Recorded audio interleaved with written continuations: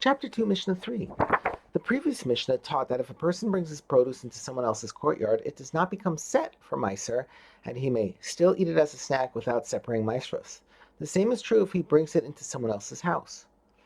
This rule is especially important to a traveling merchant, who sometimes stays in a place for a short time before moving on.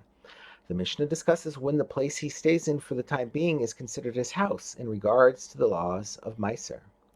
We now turn to the words of the Mishnah. Someone who takes produce from his field in the Galilee up to Judea to sell, or he goes up to Jerusalem to sell his produce, he may eat that produce as a snack until he reaches the place where he is going, even if he stays in a house overnight on the way. Since he does not own the house in which he stays, bringing his produce into it does not prohibit it.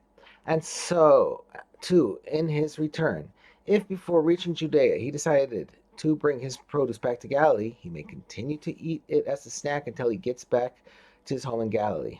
However, Rabbi Meir says he may eat it as a snack only until he reaches the place where he plans to spend Shabbat, even if that is not his final destination. Once he reaches that place, he is forbidden to snack on it even before Shabbos begins, because the place where a person plans to stay for Shabbos is considered like his home. The rule for peddlers is different. Peddlers who go around to all the towns in a particular area selling makeup and perfume may eat as a snack the produce that they brought along with them until they reach the place where they will sleep for the night. Even though they go into many different houses during the course of the day to sell their wares, their produce does not become prohibited because those houses are not theirs.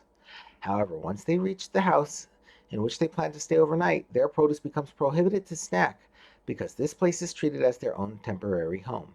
Rabbi Huda says the first house the peddler enters in a town where he plans to spend the night is considered his house, even if he does not end up staying in that house. Therefore, if he brings produce into it, he cannot eat it without separating Maasros.